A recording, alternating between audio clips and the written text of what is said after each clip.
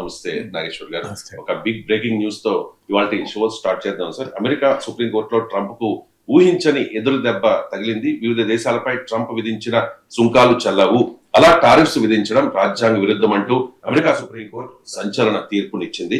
So Trump tariffs పై America supreme court ఇచ్చిన ఈ సంచలన తీర్పులో ఏముంది సార్? అంటే ఇది మొదలు తీర్పు కన్నా ముందు అసలు ఇష్యూ ఏంటి అని అర్థం కావాలి. ట్రంప్ సెకండ్ టైం పవర్లోకి వచ్చాక పెద్ద ఎత్తున ప్రపంచంలోని దాదాపు అన్ని దేశాలపైన భారీగా టారిఫ్ విధించాడు. టారిఫ్ అంటే సుంకాలు. అంటే ఒక దేశం నుంచి మరో దేశానికి ఏదైనా మన వస్తువులు ఎగుమతి చేస్తే దానిపైన వేసే ఇంపోర్ట్ డ్యూటీని టారిఫ్ అంటారు. సో మొదలు అన్ని దేశాలపైన మినిమం 10% టారిఫ్ విధించాడు. That is called baseline tariff. ఆ 10% పైన ఒక్కొక్క కంట్రీకి ఒక్కొక్క రకమైన టారిఫ్. అది ఒక సమయంలో ఒక టారిఫ్, దాన్ని మళ్ళీ ఒక ఒప్పందం కుదరడంతోనే వెనక్కు, మళ్ళీ ఏదో ఇష్యూ పైన మళ్ళీ ఎక్కువ. ఇలా అనేక దాదాపు అన్ని దేశాలపైన, అమెరికాతో ట్రేడ్ చేసే అన్ని దేశాలపైన స్వీపింగ్ టారిఫ్, మొత్తం దేశం పైనే ఆంక్షలు. ఇప్పుడు ఉదాహరణకు మన దేశం పైన 50% విధించాడు. సో తర్వాత దాన్ని 18%కు మనం ట్రేడ్ డీల్ కుదుర్చుకున్నాక 18% తగ్గించాడు. సో ఇప్పటికీ కూడా బ్రెజిల్ పైన 50% టారిఫ్ ఉంది, చైనా పైన 30% ఉంది, మియన్మార్ అండ్ లావోస్ పైన 40% ఉంది. ఇలా ఒక్కొక్క కంట్రీ పైన ఒక్కొక్క రకమైన టారిఫ్లు విధిస్తూ పోయారు. సో ఇలా విధించాలి అంటే అమెరికన్ రాజ్యాంగం అధికారం ఇస్తుందా దేశ అధ్యక్షునికి అన్న కాన్స్టిట్యూషనల్ క్వశ్చన్ వచ్చింది. దీనిపైన అనేక కంపెనీలు, వ్యాపార సంస్థలు, అలాగే డెమోక్రాట్లు పాలించే రాష్ట్రాలు కోర్టులకు వెళ్ళాయి. ఉదాహరణకు ఇప్పుడు మనకు అమెరికాలో చాలా ఫేమస్ సూపర్ మార్కెట్ చైన్ కాస్కో అంటారు. సో కాస్కో, ఇలా అనేక మంది వెళ్ళారు. సో ఈ కేసులన్నింటినీ కోర్టులు విచారించి ఇప్పటికే లోయర్ కోర్ట్స్ అమెరికన్ ప్రెసిడెంట్కు రాజ్యాంగం ఈ రకమైన స్వీపింగ్ టారిఫ్స్, అంటే దేశాలపైన ఇష్టారాజ్యంగా ఎంత కాలమైనా ఉండేలా, ఏ స్థాయిలోనైనా ఉండేలా ఇలాంటి స్వీపింగ్ పవర్స్ ఇవ్వదు రాజ్యాంగం. అలాంటి అధికారం దేశ అధ్యక్షునికి ఇవ్వదు అని రూలింగ్ ఇచ్చాయి. సో ఈ రూలింగ్ ఇచ్చాక కేసు కాస్త అమెరికన్ సుప్రీం కోర్టుకు వెళ్ళింది. సో క్వశ్చన్ ఏంటి, what does the constitution of United states say, and Trump చేసిన పని రాజ్యాంగబద్ధమా కాదా అనే క్వశ్చన్ ముందుకొచ్చింది. సో అమెరికన్ సుప్రీం కోర్టులో 6-3, అంటే 6 జడ్జెస్ ట్రంప్కు వ్యతిరేకంగా తీర్పు చెప్పారు. ఇందులో ఇంట్రెస్ట్ ఏంటంటే ట్రంపే నియమించిన 2 జడ్జిలు కూడా ఉన్నారు. సో ట్రంప్ నియమించిన 2 జడ్జిలు కూడా ట్రంప్ చర్య రాజ్యాంగ విరుద్ధము అని చెప్పారు. ఎందుకు రాజ్యాంగ విరుద్ధం అని చెప్పారంటే అమెరికన్ కాన్స్టిట్యూషన్ ప్రకారము ట్యాక్సెస్, టారిఫ్ కూడా ఒక రకమైన ట్యాక్స్, ఇంపోర్ట్ ట్యాక్స్ లాగా. సో ట్యాక్సెస్, టారిఫ్ విధించే అధికారం అమెరికన్ కాంగ్రెస్కే ఉంటుంది.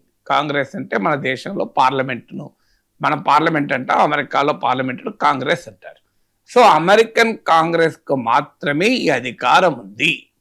స్వీపింగ్ అంటే ఒక అనేక దేశాల పైన అనేక రంగాలకు వర్తిస్తూ ఎంతంత టారిఫ్లు విధిస్తూ, ఎంత కాలానికైనా విధిస్తూ, ఇలా ఏకపక్షమైన టారిఫ్లు విధించే అధికారం దేశ అధ్యక్షుడికి లేదు. కొన్ని స్పెసిఫిక్ సర్కమ్స్టెన్సెస్లో, ప్రత్యేక పరిస్థితుల్లో ప్రత్యేకంగా పన్నులు విధించే అధికారం అమెరికా కాన్స్టిట్యూషన్ ప్రెసిడెంట్ కల్పిస్తోంది. కానీ ఇలా general and sweeping taxes, tariff విధించే అధికారం ప్రెసిడెంట్కు లేదు. సో దీన్ని అమెరికన్ సుప్రీంకోర్టు నిన్న స్పష్టం చేసింది. ఇది కాంగ్రెస్కున్న అధికారం, అమెరికన్ పార్లమెంటుకున్న అధికారాన్ని కాస్త అమెరికన్ ప్రెసిడెంట్ హైజాక్ చేశాడు, అతనికి అలాంటి అధికారం లేదు అన్నాడు. సో మరి ఏ రకంగా ట్రంప్ చేయగలిగాడు దీన్ని? నిజమే మీద అమెరికన్ కాన్స్టిట్యూషన్ ఇంత క్లియర్గా ఉండగా ట్రంప్ ఎలా చేశాడు అంటే 1971లో వచ్చిన international emergency economic powers act అని ఒక చట్టం ఉంది. ఇది అమెరికన్ పార్లమెంట్ చేసిన చట్టం.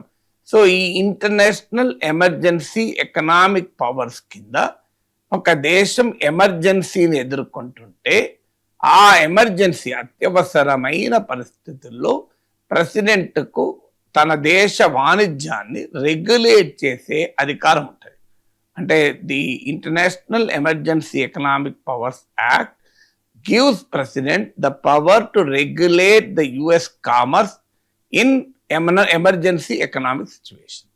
అంటే ఆర్థికంగా అత్యవసర పరిస్థితులు ఉన్నప్పుడు దేశ వాణిజ్యాన్ని నియంత్రించే అధికారాన్ని international emergency economic powers act president కల్పిస్తుంది.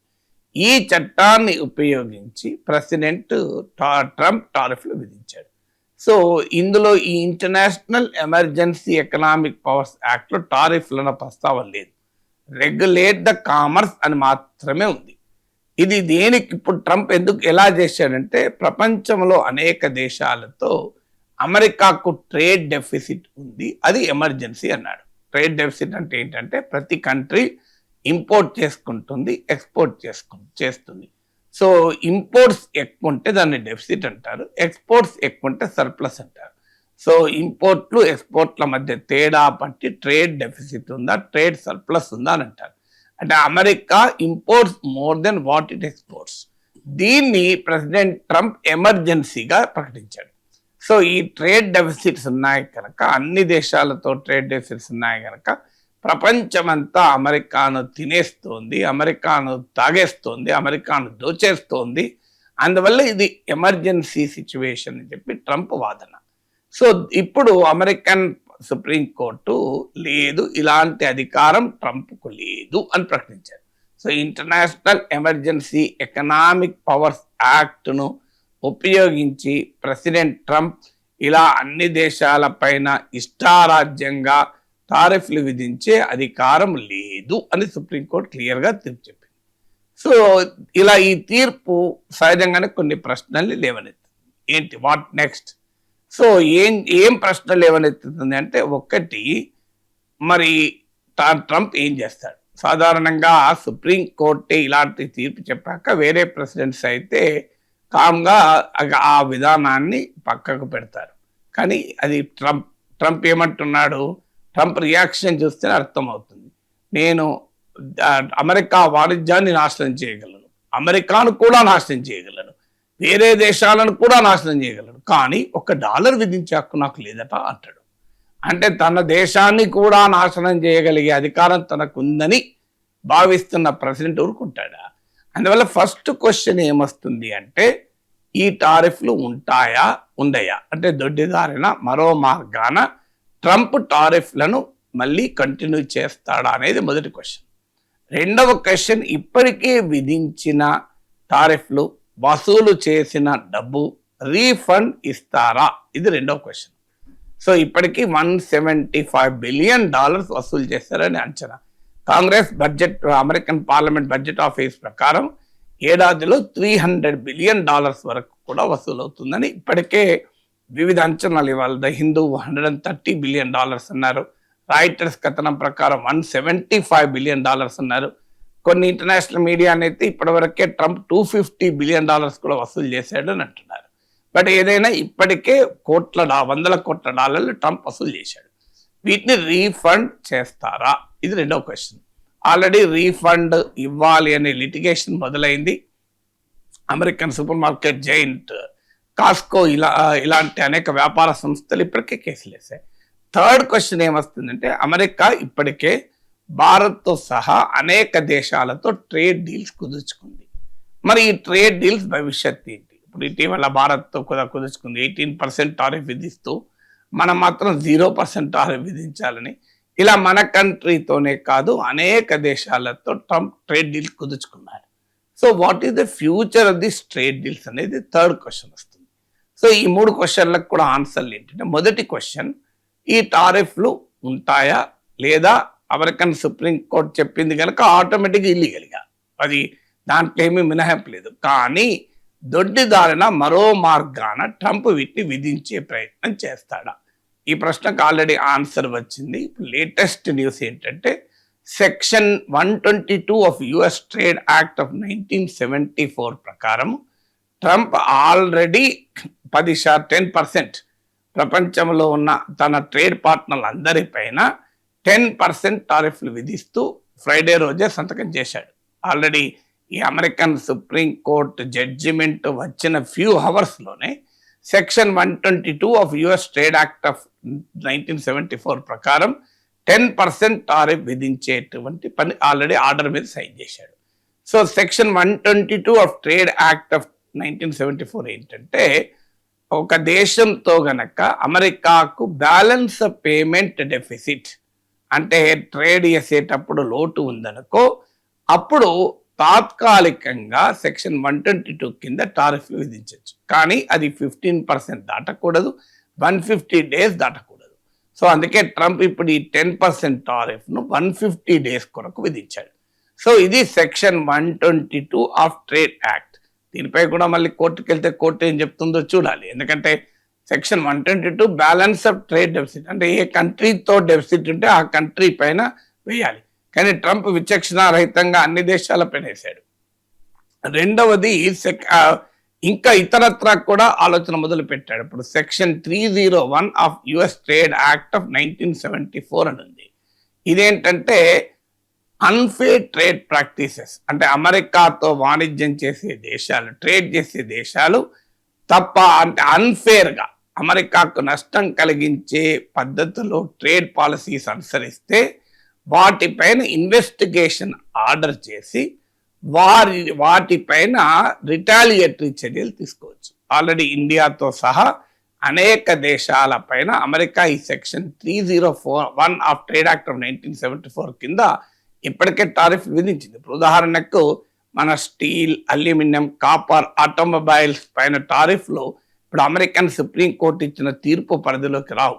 అమెరికన్ సుప్రీం కోర్టు ఇచ్చిన తీర్పు పరిధిలోకి వచ్చేవి textiles, gems and jewellery, leather products, వీటిపైన వేసిన టారిఫ్లే వస్తాయి. సో ఈ steel, aluminium, copper and automobiles పైన section 301 of US trade act కింద టారిఫ్ విధించాడు. అవి ఇప్పటికీ కూడా కొనసాగుతాయి. ఎందుకంటే సుప్రీం కోర్టు వాటి జోలికి పోలే. ఓన్లీ నేషన్ స్పెసిఫిక్ టారిఫ్లే ఇల్లీగల్ అని చెప్పింది. సెక్టార్ స్పెసిఫిక్ టారిఫ్లు కొనసాగుతాయి. సో ఇలా సెక్షన్ 301 కింద ఏ దేశాల పైన తాము ఇన్వెస్టిగేషన్ చేస్తున్నాము అవన్నీ ప్రకటిస్తామని Scott Besant American commerce minister already నిన్న ప్రకటించాడు. ఆయన సో ఇక్కడ డలాస్లో ఉన్నాడు నిన్న స్కాట్ బెసెంట్, అక్కడ ప్రకటించాడు కూడా. సో ఇది సెక్షన్ 301. రెండవది section 232 of the US trade act. So దీని కింద ఇండియాతో సహా అనేక దేశాలపైన ఇప్పటికే ట్రంప్ టారిఫ్లు విధించాడు, ఆంక్షలు విధించాడు.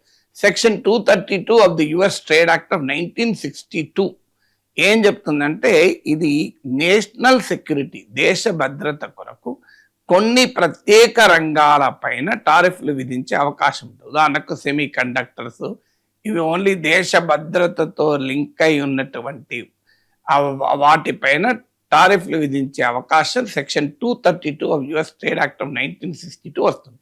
సో ఇలాంటి ఇప్పుడు నేను మీకు సెక్షన్ 122 చెప్పాను, సెక్షన్ 301 సెక్షన్ 232 ఇలాంటి నిబంధనలు ఉపయోగించి ట్రంప్ టారిఫ్లు విధిస్తున్నాడు.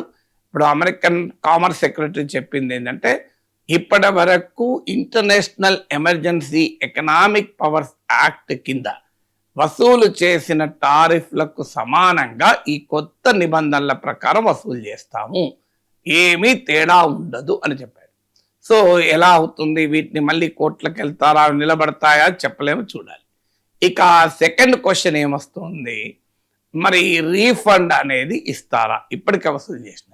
ఇక ముందేమో కొత్త నిబంధనల ప్రకారం వేయవచ్చు. ఇప్పుడు సెక్షన్ 122, సెక్షన్ 301, సెక్షన్ 232 కింద. కానీ ఆల్రెడీ వేసింది international emergency economic powers act కింద, అది ఇల్లీగల్. సో వాటికి రిటర్న్ ఇవ్వాలి. ఎంత ఇవ్వాలి అంటే, నేను ఇంతకుముందు చెప్పినట్లు వివిధ అంచనాలు ఉన్నాయి. ఒక అంచనా హిందూలో ఇవాళ వచ్చింది $130 బిలియన్ అని, రాయిటర్స్ అంచనా $175 బిలియన్ అని, ఇంకొన్ని ఇంటర్నేషనల్ మీడియా అవుట్లెట్స్ అయితే $250 బిలియన్ వరకు కూడా అంచనా వేస్తున్నాయి. సో ఇందులో ఇంటర్నేషనల్ ఎమర్జెన్సీ ఎకనామిక్ పవర్స్ కింద వేసిందే ఇల్లీగల్, మిగతా సెక్షన్ల కింద వేసింది ఇల్లీగల్ కాదు. ఇప్పుడు నేను ఇంతకుముందు చెప్పినట్టు స్టీల్, అల్యూమినియం వాటిపైన వేసినవి కాదు. సో ఈ డబ్బులు రిటర్న్ ఇస్తారా అని, ఇది రిటర్న్ ఇస్తారా అన్న దానికి సుప్రీంకోర్టు తీర్పులో స్పష్టమైన ఆదేశాలు లేవు. సో అది యుఎస్ సుప్రీంకోర్టు ఈ అంశాన్ని అడ్రస్ చేయలేదు. రీఫండ్ ట్రంప్ ప్రకటించింది ఏంటంటే, దీనిపైన కోర్టులకు వెళ్తారు, ఇది 2 ఏళ్ళు పట్టచ్చు, 3 ఏళ్ళు పట్టచ్చు అని ట్రంప్ ఇప్పటికే ప్రకటించాడు, స్కాట్ బెసెంట్ కూడా ప్రకటించాడు, this may be long litigation అని. సో ఆల్రెడీ అనేక కంపెనీలు కేసులు వేసాయి, అవి కోర్టులో దిగువ కోర్టులో ఇక కొట్టుకుంటారు, అదేమి ఇంత తొందరగా తేలేది కాదు. రెండోది. మూడోది, what will happen to the trade deals.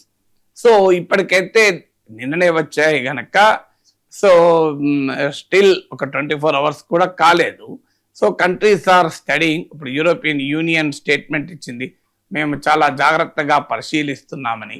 Canada మా నెగోషియేటింగ్ పొజిషన్ బలపడుతుందని. కెనడా ఇప్పటికీ డీల్ కుదుర్చుకోలే. సో మన ఇండియా భారత ప్రభుత్వానికి కూడా అదే విజ్ఞప్తి చేస్తాను అలాంటి వాళ్ళం, అసలు వద్దయ్యా, అది అమెరికన్ సుప్రీంకోర్టు తేల్చేది, కాస్తంత ఓపిక పడదాం. ఏడాదిగా అమెరికాతో ట్రేడ్ డీల్ కుదరకపోతే కొంపలే మునగలేదు కదా, తలకిందులే కాలే కదా ప్రపంచం. Just wait for few weeks, కొద్ది వారాలు ఆగితే అమెరికా సుప్రీంకోర్టు జడ్జిమెంట్ వస్తుంది. ఆ జడ్జి, ఎందుకంటే ఆల్రెడీ మీకు ఆర్గ్యుమెంట్స్ అయిపోయినాయి, జడ్జిమెంట్ రిజర్వ్ అయి ఉంది. సో జడ్జిమెంట్ వస్తే మన నెగోషియేటింగ్ పొజిషన్ బలపడుతుంది. అంటే మోడీ ప్రభుత్వం తొందరపడి ఆదరాబాదరాగా అమెరికా ట్రంప్తో ఒప్పందం కుదుర్చుకున్నారు. మనం అనేక సార్లు ఆ ఒప్పందం ఎలా రాజీనో చెప్పారు. సో క్లియర్గా ఇప్పుడు నాలాంటి వాడికి అర్థమైంది కూడా, ప్రభుత్వానికి ఎందుకు అర్థం కాలేదో నాకు ఇప్పటికీ తెలియదు. నేను అనేక సార్లు చెప్పాను, let us wait, situation is fluid. ఇంకా బ్రెజిల్ ఒప్పందం కుదుర్చుకోలే, చైనా కుదుర్చుకోలే, కెనడా కుదుర్చుకోలే, చాలా దేశాలు ఇంకా పూర్తి స్థాయిలో ఒప్పందాలు కుదుర్చుకోలే. మనకేం కష్టం వచ్చింది? కాంట్ ఇండియా వెయిట్, మన బ్రెజిల్ కన్నా బలమైన కంట్రీ కాదా? సో అంటే మోడీ ప్రభుత్వం అంత తొందరపడి ఒప్పందం కుదుర్చుకున్నారు. ఇప్పుడు ఏంటి, కెనడాకు నెగోషియేటింగ్ పొజిషన్, ఇప్పుడు కెనడా కానీ బ్రెజిల్ కానీ అంటే ఆల్రెడీ ఒప్పందం లేని వారికి ఇప్పుడు ఈ జడ్జిమెంట్తో ఎక్కలేని బలం వచ్చింది. ఇప్పుడు మనం ఏం చేస్తామనేది మనకు క్వశ్చన్ మార్క్, ఆల్రెడీ చేసి కూర్చున్నాం మనం. ఇప్పుడు అందువల్ల ఈ ట్రేడ్ డీల్స్ ఏమవుతుంది అనేది చూడాలి. యూరోపియన్ యూనియన్ కాషియస్గా రియాక్ట్ అయింది. యూకే మేము అమెరికాతో కలిసి పనిచేస్తామని. ఖచ్చితంగా అన్ని దేశాలు కూడా they will stand to argue more, negotiate చేసుకోవడానికి అవకాశం ఉంటుంది. ఎందుకంటే ట్రంప్కు జరిగిన ఎదురుదెబ్బ మామూలు ఎదురుదెబ్బ కాదు.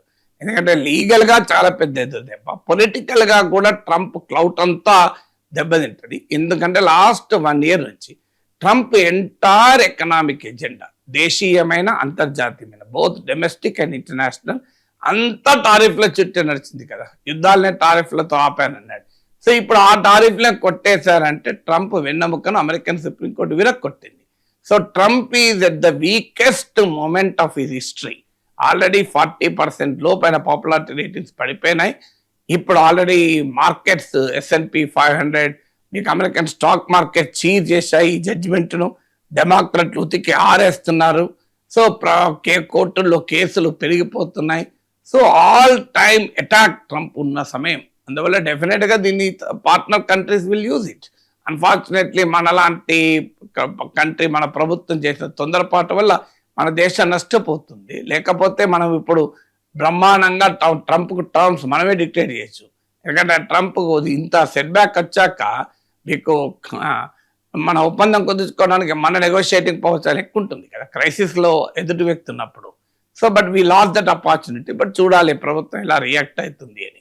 సో అందువల్ల డెఫినెట్గా ట్రేడ్ డీల్స్ గతంలో ట్రంప్ ప్రపంచాన్ని బెదిరించినంతగా బెదిరించగలడా అనేది క్వశ్చన్ మార్క్ గానే మిగిలిపోతుంది. సుప్రీంకోర్టు సంచలన తీర్పు తర్వాత కూడా డొనాల్డ్ ట్రంప్ ఎక్కడా తగ్గడం లేదు సార్. దొడ్డిదారిన ప్రయత్నాలు మొదలు పెట్టినట్టుగా అర్థమవుతోంది. సుంకాలు కొనసాగుతాయి అంటూ అమెరికా ట్రేడ్ పార్ట్నర్స్ పై 10% సుంకాలు విధిస్తూ ఉన్నట్లుగా కూడా ట్రంప్ ప్రకటించిన పరిస్థితి. సార్ ట్రంప్ ఏం చేయబోతుంది అంటే ట్రంప్ క్యారెక్టర్ అది.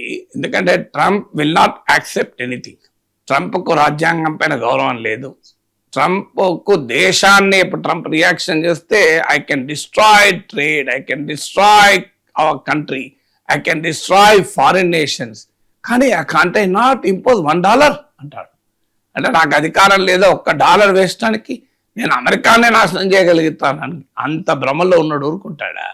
So already within hours మీరు అన్నట్టు 10% స్వీపింగ్ టారిఫ్ విధిస్తూ సంతకం పెట్టాడు. Section 122 of US trade act of 1974. So ఇది section 122 balance of payment deficit.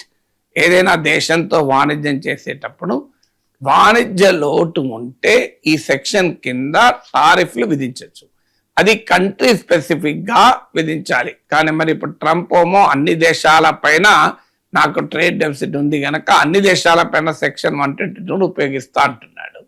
Definite గా సెక్షన్ 122 కానీ, సెక్షన్ 301 కానీ, సెక్షన్ 232 కానీ ప్రస్తుత అమెరికన్ సుప్రీం కోర్టు ఇచ్చిన తీర్పు పరిధిలోకి రావు.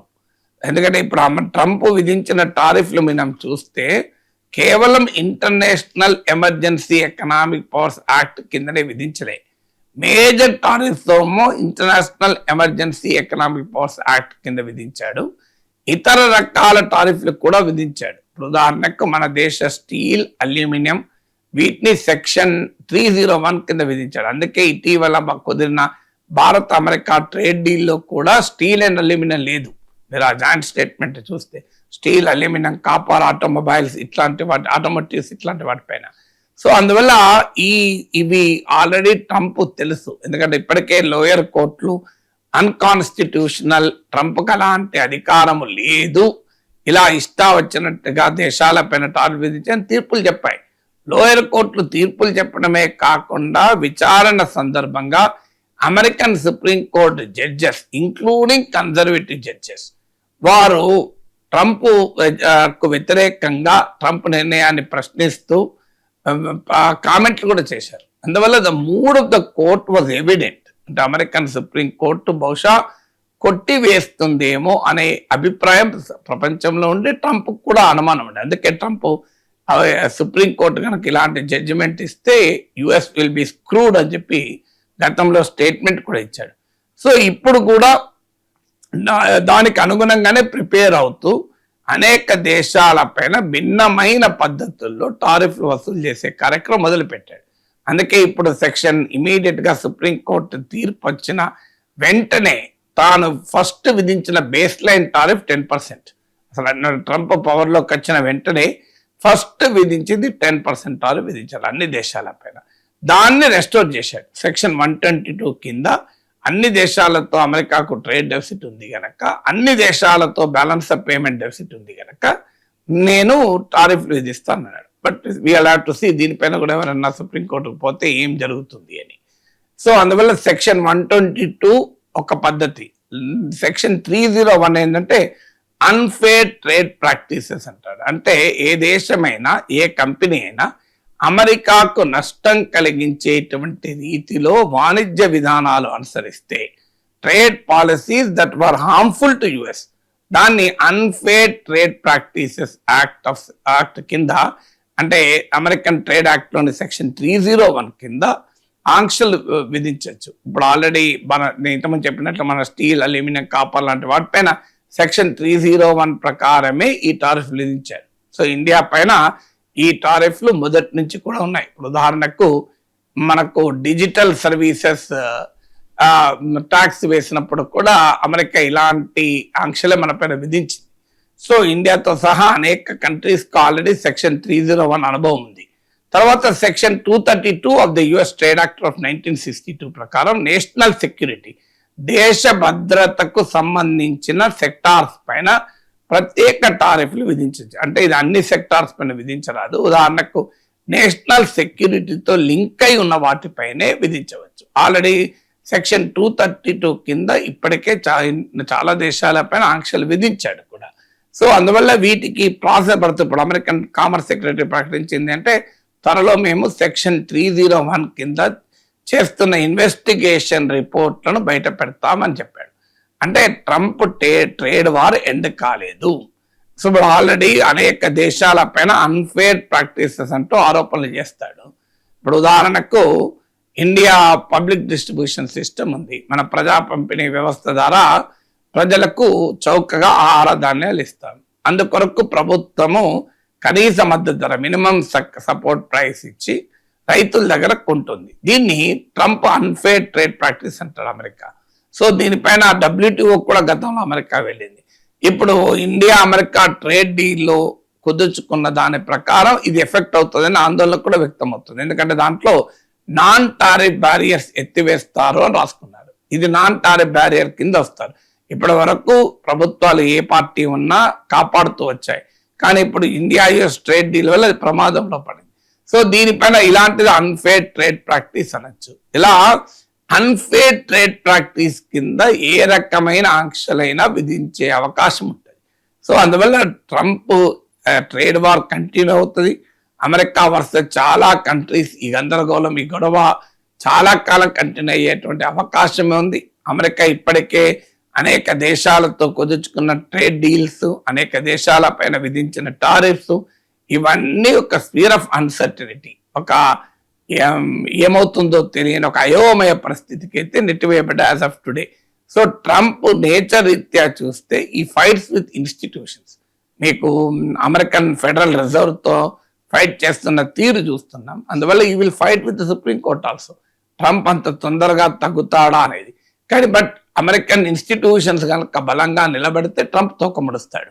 So will have to see as of today టారిఫ్లు అయిపోయినట్టు కాదు, వేరే మార్గాల ద్వారా అదే టారిఫ్లు కంటిన్యూ చేయడానికి ప్రయత్నం చేస్తారు. Scott Bessent American commerce secretary చెప్పింది అయితే అమెరికా ఏ రెవెన్యూ అయితే వసూలు చేయాలనుకున్నదో ఆ రెవెన్యూ వసూలు అవుతుంది. దానికి international emergency economic powers act అని పేరు కాకపోతే ఇంకో పేరు పెట్టుకుంటాం. సెక్షన్ 301 అంటాం, సెక్షన్ 122 అంటాం, సెక్షన్ 232 అంటాం అని ఆ అమెరికన్ కామర్స్ సెక్రటరీ ఇప్పటికే ప్రకటించాడు. అందుకల్లా సిచ్యువేషన్ ఇస్ ఎవాల్వింగ్ కనుక ఇప్పటికి అర్థమైతే ఆల్రెడీ ట్రంప్ స్టార్ట్ చేశారు సెక్షన్ 122 మీద బాధడం. సో ఇంకా బాధుతాడనే అనుకుంటారు. బట్ అవన్నీ ఎలా ప్రొసీడ్ అవుతాయి లీగల్ గా, డిప్లొమాటిక్ గా అనేది చూడాల్సింది. సార్ ఇప్పటికే భారత్ అమెరికాల మధ్య ట్రేడ్ డీల్ పూర్తయింది. ఈ సంచలన తీర్పు తర్వాత, సుప్రీంకోర్టు సంచలన తీర్పు తర్వాత ట్రంప్ అంటూ ఉన్నారు సార్, భారత్ తో జరిగిన వాణిజ్య ఒప్పందంలో ఎటువంటి మార్పులు ఉండవు అని చెప్పేసి చెప్పారు. On the trade deal, which is the framework which is to be signed with India sometime soon, will that stand now? And on the decision, nothing changes. No, nothing changes. They'll be paying tariffs, and we will not be paying tariffs. Our deal with India is they pay tariffs. This is a reversal from what it used to be, as you know. India, and I think Prime Minister Modi is a great gentleman, a great man, actually, but he was much smarter than the people that he was against in terms of the United States. He was ripping us off in India. So we made a deal with India, and it's a fair deal now, and we are not paying tariffs to them, and they are paying tariffs. We did a little flip. On the trade deal. Trump అదే చెప్తున్నారు sir, Bharat తో వాణిజ్య ఒప్పందంలో ఎటువంటి మార్పు ఉండదు అని చెప్పేసి. భారత్ తో అమెరికా ట్రేడ్ డీల్ తర్వాత అనేక అనుమానాలు వ్యక్తమయ్యాయి, అనేక విమర్శలు కూడా చేశాయి ప్రతిపక్షాలు. సో ఇప్పుడు సంచలనమైన తీర్పునిచ్చింది సుప్రీంకోర్టు. సార్ ఇప్పుడు భారత్ ఏం చేయాలి? అంటే భారత్ ఖచ్చితంగా రీనెగోషియేట్ చేయాలి. ఇప్పుడు ఫేర్ డీల్ అంటున్నారు ట్రంప్, ఎట్లా ఫేర్ అవుతుంది? సింపుల్ క్వశ్చన్ కదా. ఇప్పుడు అమెరికా వస్తువుల పైన మనం 0 డ్యూటీ వేస్తామని ఒప్పుకున్నాం, కానీ మన వస్తువుల పైన 18% డ్యూటీ విధిస్తానని రాసుకున్నారు. ఎట్లా ఫేర్ అవుతుంది ఇది? దీనికన్నా అన్ఫేర్ ఏముంది? ఇప్పుడు మనది అమెరికా కన్నా డెవలప్డ్ కంట్రీ కాదు. సో బలవంతుడేమో 18% వేస్తాడు, బలహీనుడేమో 0% వేస్తాడు. ఎక్కడన్నా ఏదైనా కన్సెషన్ ఉంటే బలహీనుడికి ఉండాలి. అమెరికాతో పోలిస్తే స్మాలర్ ఎకానమీ మనది. అమెరికాది $29 ట్రిలియన్ ఎకానమీ, మనది $4 ట్రిలియన్ ఎకానమీ. సో ఏ రకంగా మరి అమెరికాకు మనకు పోలికుంది? మనకన్నా 7 times ఎబో ఉంటుంది. అలాంటి దేశం మనకు కన్సెషన్ ఇవ్వాలా, మనం అమెరికా కన్సెషన్ ఇస్తామా? సింపుల్ కదా. సో ఇది ఒక్కటే చాలా అన్ఫేర్ అని చెప్పడానికి. వాడేమో అమెరికా ఏమో 18% వేస్తుంది, మనమేమో 0 వేయాలి. పోనీ అంతకు ముందు ఎంత ఉండే? ఇప్పుడు ట్రంప్ ఈ 2 to 3% ఉండే. 2 to 3%ను 18% చేయడం ఫేర్ అవుతుందా? మనం 0 విధిస్తూ అమెరికా 18% చేయడం ఫేర్ అవుతుందా? ట్రంప్కు ఫేరే, ఎందుకంటే అమెరికాకు లాభం కనుక. మన దేశ ప్రభుత్వము రాజీ పడ్డది అమెరికాతో, ఒక రకంగా లొంగిపోయింది ఈ అన్ఈక్వల్ ట్రేడ్ డీల్. కాస్తంత ఈ సుప్రీంకోర్టు తీర్పు వచ్చేదాకా వాళ్ళ కన్నా ఆగవయ్యా అంటే ఆ తీర్పు ఎక్కడొస్తుందో అని చెప్పి ముందే సంతకాలు పెట్టుకున్నారు. ఎందుకు పెట్టుకున్నారో ఎవరికి తెలియదు. మరి ట్రంప్ నా గుడ్ ఫ్రెండ్, గ్రేట్ మ్యాన్ అంటాడు. గ్రేట్ మ్యాన్ చేయాల్సిన పని కాదు కదా. Can't be not wait. Brazil wait చేసింది, ఏమైంది బ్రెజిల్కు? ఇప్పుడు బ్రిక్స్ ఉంది, బ్రిక్స్లో బ్రెజిల్ ఇంతవరకు ఒప్పందం కుదుర్చుకోలేదు. రష్యా ఒప్పందం లేదు, చైనా ఒప్పందం లేదు, సౌత్ ఆఫ్రికా ఒప్పందం లేదు. ఉన్నది ఒక్కటే ఇండియా అయ్యే. ఎందుకు మరి బ్రిక్స్ దేశాలు ఏవి ఒప్పందాలు కుదుర్చుకోకుండా మనం ఎందుకు కుదుర్చుకున్నాం? అంత తొందర ఏమొచ్చింది? సుప్రీంకోర్టు తీర్పు దాకా వెయిట్ చేయలేమా? ఇప్పుడు మనకి ఇంత దాకా ప్రభుత్వం ఏం చెప్పింది? అంతకుముందు 50% విధించాడు కనుక 18%కు తగ్గాడు. I'm very very thankful to my friend Trump అని మోడీ ట్వీట్ చేశాడు. ఇప్పుడు అమెరికన్ సుప్రీంకోర్టు చెప్పింది ఆ 18% కూడా ఇల్లీగల్ అని. ఆ 50% ఇల్లీగల్ అని చెప్పినప్పుడు 50 ఎక్కడిది 18 ఎక్కడిది ఏది ఉంటుంది ఇప్పుడు? సో అగైన్ 2 to 3% ఉండేది. సో అంతకుముందు ట్రంప్ రాకముందు ఎంత ఉండే? 2 to 3% ఉండే. ఆ 2 to 3% ఉంటుంది కదా. అమెరికన్ సుప్రీంకోర్టు తీర్పు తర్వాత 18%కే బేస్ లేదు. బేస్ లేనప్పుడు మనం ట్రేడ్ డీల్ 18% ఎందుకు ఒప్పుకున్నాం? సో ఇది రీనెగోషియేట్ చేసుకోవద్దాం మనం. అయ్యా 18% ఎట్లా విధిస్తావు? గతంలో 2 to 3% ఉండే. 18% ఏ పవర్ కింద వేసాడు? International emergency economic powers act కింద 50% దాన్ని 18% తగ్గించాడు. So that doesn't stand. ఇవాళ అమెరికన్ సుప్రీంకోర్టు కొట్టేసింది. 18% లేనేలేదు ఇప్పుడు. మనం ఎందుకు రీనెగోషియేట్ చేసుకోకూడదు? ట్రంప్ చెప్తాడు అది ఫెయిర్ డీల్ అని. సో మనం ఎందుకు అంగీకరించాలి? ఇప్పుడు మన పైన ఆల్రెడీ సెక్షన్ 301 కింద రకరకాల రూపాల్లో మన పైన ఆరోపణలు చేస్తూ టారిఫ్లు కంటిన్యూ చేసే ప్రయత్నం చేస్తాడు. అందుకే మన ప్రభుత్వం కనుక గట్టిగా నిలబడాలి. ఎందుకంటే ప్రపంచం అంతా ఇవాళ అమెరికాతో ఘర్షణ పడడానికి రెడీ అవుతుంది. అమెరికాతో తేల్చుకుందామని. కెనడా ఏమన్నది? ఇట్ స్ట్రెంథెన్స్ అవర్ నెగోషియేటింగ్ పొజిషన్ అన్నది. అంటే మనం ఎందుకు స్ట్రెంథెన్స్ కాకూడదు? అందువల్ల మోడీ కోసం ట్రంప్ కోసం మనం ఎందుకు ఒప్పందాలు చేసుకోవాలి? సో అందువల్ల క్వశ్చన్, ఇప్పుడు మోడీ ప్రభుత్వం చాలా సీరియస్ ప్రశ్నలు ఎదుర్కొంది. ఇప్పటికే ప్రతిపక్షాలు సరెండర్ అయ్యారు, రాజీ పడ్డారు, అగ్రికల్చర్లో కేలో చేస్తున్నారు. అండ్ మీకు అగ్రిమెంట్లో అడుగడుగునా మనం చాలా ఉదాహరణలతో సహా చెప్పాము. ఇది అమెరికాకు అనుకూలమైన ఒప్పందం. ఇప్పుడు మీకు ఇండస్ట్రియల్ గూడ్స్ను ఇంపోర్ట్ చేసుకుంటామన్నాం. సోయా అగ్రికల్చర్ చేసుకోమని చెప్తూనే సోయాబీన్ ఆయిల్ ఇంపోర్ట్ ఒప్పుకున్నాం. కాటన్ ఇంపోర్ట్స్ ఒప్పుకుంటున్నాం. మనకు వచ్చే అడ్వాంటేజెస్ కూడా పోతున్నాయి. బంగ్లాదేశ్తో అమెరికా ట్రేడ్ డీల్ వల్ల టెక్స్టైల్స్తో వచ్చే అగ్రిమెంట్ పోయింది. సో ఏ రకంగా చూసినా ఇండియాకు నష్టం కలిగించే డీల్ ఇది. ఇప్పుడు ఇంత మంచి అవకాశం వచ్చినప్పుడు రీనెగోషియేట్ చేసుకోకపోతే అది అమెరికాతో మరింత సరెండర్ కిందకి వస్తుంది కదా. అందువల్ల ఖచ్చితంగా Modi government should explain. 1 year ఆగాము, ఇంకా కొద్దిగా 1 week ఆగి ఉంటే ఎన్ని రోజులైంది? ఇప్పటికీ పూర్తి స్థాయి ఒప్పందం కుదరలేదు. ఇది ఇంటరిమ్ డీల్ ఇప్పటికీ కుదిరింది. సో తాత్కాలిక ఒప్పందానికి ఒక ఫ్రేమ్వర్క్ మాత్రమే జరిగింది. ఫ్రేమ్వర్క్ ఇంత గందరగోళంగా ఉంది. ఇప్పుడు ఎందుకు తొందరపడాలి మనం అనే క్వశ్చన్ వస్తారు కదా. కర్నీ సేనకు చెందిన వ్యక్తిగా చెప్పుకునే రాజాసింగ్ అనే ఒక వ్యక్తి రాహుల్ గాంధీకి అలాగే కాంగ్రెస్ పార్టీకి చెందిన ఒక 25 మంది ఎంపీలకు చాలా దారుణమైన వార్నింగ్ అయితే ఇచ్చారు సార్. కాల్చి చంపేస్తా, ఇంట్లోకి వచ్చి మరీ చంపేస్తా, మీ మీద దాడి చేస్తాను అని చెప్పేసి. భారతీయ జనతా పార్టీ అండ్ కర్నీ సేన అయితే అతనికి మాకు సంబంధం లేదు అని చెప్తున్న పరిస్థితి. ఒకసారి ఆ వ్యక్తి ఏం మాట్లాడాడు అన్నది. जय महाकाल, जय ओम जी बिरला, जय नरेंद्र मोदी। जिस प्रकार से भारत की संसद में कांग्रेस के 25 सांसदों ने घुटकर और श्रीमान लोकसभा अध्यक्ष ओम जी बिरला से जो गाली गलौज करी है, उसकी हम सभी भारतीय जनता पार्टी के कार्यकर्ता, कन्या सेना के कार्यकर्ताओं में काफी रोष भी आते हैं। दोबारा ऐसी घटना हुई, उन सांसदों के घर में घुसकर हम तोड़फोड़ करेंगे। और मुझे लगता है कि राहुल गांधी का आदेश पर यह घटना हुई है। राहुल गांधी कान खोल कर सुन ले, अगर दोबारा ऐसी घटना हुई तो तेरे घर में घुस के हम गोली मार देंगे और इसका जिम्मेदार प्रशासन होगा। हमारा प्रशासन से निवेदन है कि 25 सांसद के ऊपर कार्रवाई होनी चाहिए। मोदी सरकार के मंत्री किरण रिजिजू जी का जो बयान आया, उसको सुनने के बाद हम लोग काफी गुस्से में हैं। अगर 24 घंटे के अंदर गिरफ्तारी होती है उन 25 सांसदों की तो ठीक है, इस सभी की हम गोलियां मारेंगे एक एक करके। ये राज सिंह आमेरा संभाजी प्रवक्ता कन्या सेना का ये बयान है। चाहे मुझे जेल हो जाए, मुझे कोई दिक्कत नहीं है। जय हिंद, जय भारत। కాంగ్రెస్ పార్టీ అయితే తీవ్ర అభ్యంతరం వ్యక్తం చేస్తోంది సార్. బీజేపీ అండ్ కర్నీ సేన అయితే అతనికి మాకు సంబంధం లేదు అని చెప్తున్న పరిస్థితి. ఆ వ్యక్తిని అయితే పోలీసులు అదుపులోకి తీసుకున్నారు. సార్ చాలా దారుణం. సో ఖచ్చితంగా దీన్ని మనం ఏదో నార్మల్ థ్రెట్ గా తీసుకోలేదు. ఎందుకంటే దేర్ ఇస్ హిస్టరీ. ఆ రాహుల్ గాంధీ కుటుంబానికి చరిత్ర అనుభవం కూడా ఉంది. రాజీవ్ గాంధీని ఇలాగే చంపేశారు, ఇందిరాగాంధీని చంపేశారు. ఇందిరాగాంధీ, రాజీవ్ గాంధీ కూడా తీవ్రవాదుల బుల్లెట్లకు బలయ్యారు.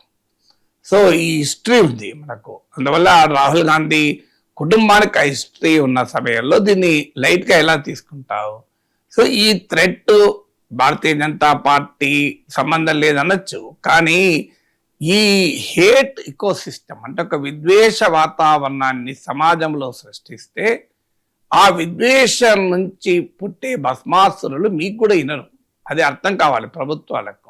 ఇప్పుడు ఇటీవల దీనికి ప్రజల చైతన్యమే పరిష్కారం. ఇటీవల కాలంలో ఈ విద్వేషానికి వ్యతిరేకంగా సమాజం చాలా గట్టిగా రియాక్ట్ అవుతోంది. మీకు కోవా బన్ కాంట్రవర్సీ చూసాం, పెద్ద ఎత్తున ముస్లిం వెండర్ వలీకి మద్దతు వచ్చింది, దాంతో నారా లోకేష్ లాంటి వాళ్ళు కూడా ట్వీట్ చేయాల్సి వచ్చింది. మీకు అలాగే ఉత్తరాఖండ్లో దీపక్ చూపిన ధైర్య సాహసాలకు దేశమంతా చెలించింది. సో అందువల్ల భారతదేశంలో ముఖ్యంగా జెన్జీ ఈ విద్వేష వాతావరణానికి వ్యతిరేకంగా రియాక్ట్ అవుతున్నారు. సమస్య ఎక్కడ వస్తుంది అంటే మాకు సంబంధం లేదు, సంబంధం లేకపోవచ్చు, నేనేం బీజేపీ వారే అటాక్ చేయిస్తున్నారని అంటలేను, కానీ మీరు ఒక విద్వేషాన్ని పదే పదే రాహుల్ గాంధీని ఒక దేశద్రోహిగా, హిందూ ద్రోహిగా, దేశానికి అత్యంత ప్రమాదకరంగా మీరు పెయింట్ చేశాక ఆ విద్వేషము క్రియేట్ చేసేటువంటి విషపురుగులు ఏ రకంగానైనా వ్యవహరించవచ్చు. సో ఇది రాహుల్ గాంధీ విషయంలోనే కాదు, ఆంధ్రప్రదేశ్కైనా ఇదే వర్తిస్తుంది. పెద్ద ఎత్తున హేట్ క్రియేట్ చేస్తున్నారు. సో ఆ హేట్ క్రియేట్ చేసినాక ఏమవుతుంది, నీ చేతులు ఉండదు, ఎవరి చేతులు ఉండదు, ఎందుకంటే అది అనేక రకాల ఉన్మాదుల్ని క్రియేట్ చేస్తుంది. సమాజంలో సహనము, వీటి శాంతిని దెబ్బతీసి విద్వేషము, అసహనము వీటిని ప్రకోపించేలా చేస్తే అది ఎవరి కంట్రోల్లో కూడా ఉండదు. ఎందుకంటే anything can happen any time. ఇప్పుడు అందులో వీళ్ళు పబ్లిక్ లైఫ్లో ఉంటారు. రాహుల్ గాంధీ అప్పుడు మీకు దేశ ప్రధానమంత్రి ఇందిరాగాంధీనే హత్యకు గురైంది కదా. సో దేశ మాజీ ప్రధాని రాజీవ్ గాంధీ హత్యకు గురయ్యాడు కదా. సో పబ్లిక్ డొమైన్లో ఉండేవారు ఇలాంటి ఏదో ఒక ఉన్మాది ఏదైనా చేస్తే ఏమైనా జరగచ్చు కదా. ఇది చాలా ప్రమాదకరం. అందువల్ల రూట్ కాజ్ని అటాక్ చేయాలి. రూట్ కాజ్ని అటాక్ చేయకుండా మీరు ఆ విద్వేషాన్ని ప్రశ్నించకుండా మీరు కేవలం ఖండిస్తే ఉపయోగమే ఉంటుంది. సో మాకు సంబంధం లేదు, మీ సంబంధం లేకపోతే తీవ్రంగా చర్య తీసుకోండి. ఎందుకంటే ఒకసారి ఈ 10 ఏళ్ల క్రితం మనకి విద్వేషం ఈ స్థాయిలో ఉండడం ఒక్కసారి ఆలోచించండి. 2014 కన్నా ముందు ఈ స్థాయిలో సమాజంలో మతపరమైన విద్వేషము, మతపరమైన అసహనము ఉండేనా అనేది ఒక్కసారి ఆలోచించండి, అర్థమైపోతుంది. అఫ్ కోర్స్ సోషల్ మీడియా వల్ల ఇది కాస్త మల్టిప్లై కావచ్చు, కానీ ఆర్గనైజ్డ్ ఫ్రింజ్ గ్రూప్స్ ఈ రకమైన విద్వేషాన్ని రగిలిస్తూనే ఉన్నాయి. దీనివల్ల రాజకీయంగా లాభపడుతున్న శక్తులు అధికారంలో ఉండడం వల్ల ఈ విద్వేషం భారతీయ జనతా పార్టీ గెలవడానికి ఉపయోగపడుతోంది, పెద్ద ఎత్తున పోలరైజేషన్కి ఉపయోగపడుతుంది. అందుకే ఏమీ చేయలేని పరిస్థితి. ప్రత్యక్షంగా బీజేపీ ఈ రకమైన హెచ్చరికలు చేసిందని నేను అంటలేను, కానీ ఈ రకమైన విద్వేషం వల్ల బీజేపీ లాభపడుతోంది కనుక ఆ విద్వేషాన్ని అరికట్టేటువంటి పని చేయడం లేదు. ఇంకా పైగా ఈ విద్వేషాన్ని పెంచి పోషించే రీతిలో నాయకులు మాట్లాడడము, బీజేపీ నాయకులే కాకపోతే పరివార నాయకులు మాట్లాడడం వల్ల ఈ విద్వేషం సమాజంలో పెరుగుతుంది. మీకు కాంగ్రెస్ ముక్త భారత్ నినాదం ఇచ్చాక ఉన్మాదం పెరగదా? ఒక దేశంలో ఒక రాజకీయ పార్టీని ఓడించాలి అనే లక్ష్యం పెట్టుకోవచ్చు, తప్పలేదు.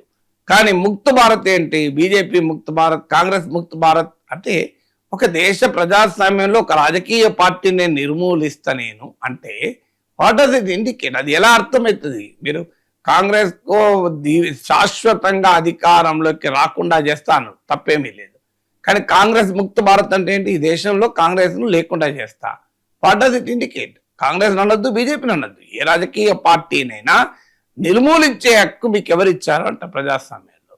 సో ఓడించే హక్కు మీకు రాజకీయ ప్రతినిధులు ఓడించవచ్చు, ఖచ్చితంగా మీరు ఓడించండి, అభ్యంతరం లేదు. వాళ్ళని శాశ్వతంగా అధికారంలోకి రాకుండా చేయండి, అభ్యంతరం లేదు. కానీ నిర్మూలించే హక్కు ఎవరిచ్చారు? నిర్మూలించడం మా లక్ష్యం అని ప్రకటించాక అది ఎవరికి ఏ రకంగా అర్థమవుతుంది? సో బీజేపీ నాయకులు అనొచ్చు, మా ఉద్దేశం మేము రాజకీయంగా నిర్మూలిస్తామన్నాను తప్ప ఫిజికల్ గా కాదని. కానీ కర్ణీసేన నాయకులు అంటే వాళ్ళకి ఫిజికల్ గా నేను నిర్మూలిస్తాను అర్థం కావచ్చు. So you should be very careful in the discourse. విధానాలపైన అభిప్రాయాలు వ్యక్తం చేయడం వేరు, వ్యక్తుల్ని టార్గెట్ గా చేసి అభిప్రాయాలు చెప్పడం వేరు. సోషల్ మీడియాలో ట్రోల్స్, ఈ విద్వేష ఇకో సిస్టంలో పుట్టి పెరిగిన ట్రోల్స్ ఇవాళ చేస్తున్న పని అదే కదా. అందరిపైన వ్యక్తిగతంగా మేము దాడులు చేస్తామని బెదిరించే సంస్కృతి ఎందుకు పుట్టింది? ఇది అడగడుగునా ఈ సంస్కృతి సమాజంలో పెట్టకపోతుంది. దానికి రాజకీయంగా మేము ఆ మంటల్లో ఉపయోగించుకుంటామంటే సమాజమే నాశనం అయిపోతుంది. So anything can happen. ఇది వేరే ప్రమాదకరం. ఇక 25 మంది పార్లమెంట్ సభ్యుల్ని అంతం చేస్తానని హెచ్చరిక జారీ చేస్తే కాంగ్రెస్ కావచ్చు, బీజేపీ కావచ్చు. మనం ప్రజాస్వామ్యం, democracy is bigger than the parties. దేశం రాజకీయ పార్టీల కన్నా గొప్పది. So we have to protect our country. మన డెమోక్రసీని మనం కాపాడుకోవాలి. ఇలా నేను గోలీ మార్కే అని అంటే, సో ఏ రకమైన మత కలహాలప్పుడు మీకు ఇతర మతస్థుల్ని బెదిరించినట్లుగా రాజకీయ ప్రత్యర్థుల్ని కూడా మేము చంపేస్తామనే స్థాయికి బెదిరింపులు వెళ్తే మా సంబంధం లేదని చేతులు కడుక్కుంటే అయిపోతుందా? సో అలాంటి విద్వేషాన్ని మూలమెక్కడానికి ఆలోచించాలి కదా. అలాంటి వారిపైన కఠినంగా చర్చించాలి కదా. ఎందుకంటే ఇది కొత్త కాదు. ఇప్పుడు ప్రజ్ఞా సింగ్ ఠాకూర్ బీజేపీ ఎంపీ గాంధీని చంపిన గాడ్సేని దేశభక్తులు ఉన్న తర్వాత అది గాంధీ హత్యను జస్టిఫై చేయదా? ఇప్పటికీ ఆమె పైన ఏం చర్య తీసుకున్నారు నాకు చెప్పండి. గాంధీని చంపిన గాడ్సే దేశభక్తుడు అని కంక్లూషన్కి వచ్చాక గాంధీ హత్యను సమర్థించడం అవుతుంది కదా అది. సో అందువల్ల ఈ culture is very very dangerous. ఈ కల్చర్ నిలవ చేయొద్దనే చెప్పేది. ఆఫ్ఘనిస్తాన్ లో అధికారంలో ఉన్న తాలిబన్లు అక్కడ మహిళల హక్కుల్ని ఏ విధంగా కాలరాస్తూ ఉన్నారు అనే ఒక దారుణమైన వార్త సార్ ఇది. అక్కడ ఆఫ్ఘనిస్తాన్ సుప్రీం లీడర్ హిజ్బుల్లా అఖుంద్ జాదా ఒక భయంకరమైన శిక్షా స్మృతిని తీసుకొచ్చారు సార్. ఆ కొత్త చట్టం ప్రకారం ఒక వ్యక్తి అతని భార్యపై శారీరకంగా హింసకు పాల్పడితే నేరం కాదు, ఎముకలు విరిగేలా కొడితే మాత్రమే నేరం. సార్ ఎముకలు విరిగితేనే గృహహింస కేసు సార్. ఏంటి సార్? అంటే తాలిబాన్లో మహిళల పట్ల ఎలా వేస్తారో అందరికీ తెలుసు. ఇవాళ తాలిబాన్ పవర్లోకి వచ్చాక సెకండరీ స్కూల్స్ లో గర్ల్స్ వెళ్ళకూడదు అని నిషేధించారు. ఇలా స్కూల్కు అమ్మాయిలు వెళ్ళకూడదు, పార్కులకు నిషేధించారు, మీరు జిమ్లకు నిషేధించారు, మ్యూజిక్ సంగీతం ఇంట్లో తప్ప ఎక్కడ మీరు సంగీతమే ఉండకూడదు, మహిళలు సంగీతాన్ని నేర్చుకోకూడదు నిషేధించారు, ఉద్యోగాలు చాలా మట్టుకు చేయకూడదని నిషేధించారు. ఆఖరికి ఇంటికి కిటికీలు కూడా మహిళలు లోపల వాళ్ళు ఏమైనా పనులు చేసుకుంటున్నప్పుడు వంట చేయడమో ఇల్లు క్లీన్ చేయడమో ఉంటే విండోలకు వెళ్ళి ఎవరికి కనబడకుండా ఉండాలి. దానికి అనుగుణంగా మీరు విండో అన్నా తీసేయండి, లేదంటే దాన్ని కంప్లీట్గా కవర్ చేయండి, లేదంటే బ్లాక్ పెయింట్తో వేసేయండి. మీకు లోపల ఉన్న మహిళ బయట వాడి కనబడితే అది ఇమ్మోరల్ యాక్ట్స్, అనైతికమైన పనులకు ప్రోత్సహిస్తుంది అనేది. సో అందువల్ల ఈ రకమైనటువంటి ఆంక్షలన్నీ విధించారు. విధించాక ఇప్పుడు ఈ కొత్తగా మన భారతీయ న్యాయ సంహిత లాగా ఆఫ్ఘనిస్తాన్ పీనల్ కోడ్ తాలిబాన్ ప్రవేశపెట్టిన దాంట్లో మీరు అన్నట్లు భార్యను కొట్టడం న్యాయమే అంటే దాంట్లో ఏమని వాడారంటే husband is the master of wife అని వాడాడు. అంటే మాస్టర్ స్లేవ్ రిలేషన్షిప్ డిఫైన్ చేశారు. అంటే భార్య ఒక భర్తకు బానిస. సో భర్త చెప్పినట్టే భార్య ఉండాలి. భర్తకు ప్రాపర్టీ భార్య. అందువల్ల నా ప్రాపర్టీ నేను ఏమైనా చేసుకుంటా కదా, నా ఇంట్లో గ్లాస్ ఉంటుంది, నేను కిందేసి పగల కొట్టుకుంటా, మీరు ఎవరు అభ్యంతరం చెప్పేది? భార్య నా ప్రాపర్టీ, నా ప్రాపర్టీని నేను ఏమైనా చేస్తాను, ఆ బానిస. ఇది ఆఫ్ఘనిస్తాన్లో ఉన్న ఇస్లామిక్ చట్టాలు.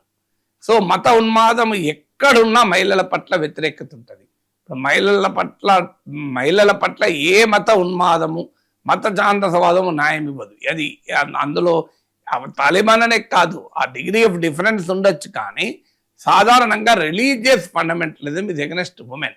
సో అది మహిళలకు సమాన హక్కులు అంగీకరించదు. మహిళల అణచివేతను ధర్మబద్ధము చట్టబద్ధము చేస్తుంది. ఇప్పుడు తాలిబాన్ చేస్తున్న పనదే. ఇంకా దుర్మార్గం ఏంటంటే తల్లిగారింటికి భర్త అనుమతి లేకుండా పోకూడదు. పోతే భార్యకు జైలు శిక్ష విధించవచ్చు, భార్య తరఫున ఉన్న బంధువులకు కూడా జైలు శిక్ష విధించవచ్చు. అంటే ఒక సింపుల్, నా స్లేవ్ నా అనుమతి లేకుండా వెళ్ళకూడదు. నువ్వు కొట్టచ్చు కానీ కట్ కావద్దు, అంటే ఏదైనా తెగద్దు, అలాగే బొక్కలు ఇరగద్దు, కొట్టు ఎంతనా కొట్టు. సో బొక్కలు ఇరగకుండా కొట్టాలి, బయటికి కట్స్ లేకుండా కొట్టాలట. అంటే ప్రాణానికి ముప్పచ్చేలా కొట్టకూడదు అని. అదైనా కొట్టి చంపచ్చు కానీ కనబడద్దు, రక్తం రావద్దు, బొక్కలు ఇరగద్దు అని. సో ఏంటంటే కొట్టేటప్పుడు బొక్కలు ఇరగకుండా చూసి కొట్టుకుంటారా? సో ఏ స్థాయికి వచ్చారు. ఇంకో విచిత్రం చూడండి, ఏదైనా భార్య గృహహింస, ఇప్పుడు మన దగ్గర ఉంది డొమెస్టిక్ వైలెన్స్ చట్టం ఉంది. సో ఒక భార్య ఇంట్లో హింసకు ఎదుర్కొంటే వెళ్ళి కోర్టుకు వెళ్ళచ్చు. అక్కడ రూల్ ఏంటంటే కోర్టుకు భర్తతోనే వెళ్ళాలి. అంటే ఎవడైతే హింసించాడో వాడిని తీసుకొని కోర్టుకు వెళ్ళాలట. ఇది ఆలోచన చూడు ఎంత దుర్మార్గమో. సో మీకు పేరెంట్స్తో వెళ్ళాలి అంటే మళ్ళీ భర్త అనుమతి కావాలి. అంటే ఆఖరికి తనకు న్యాయం కావాలని కోర్టుకు పోవాలన్నా కూడా భర్త అనుమతి కావాలి. వాడు ఎందుకు ఇస్తారు? వాడే కదా హింసించింది.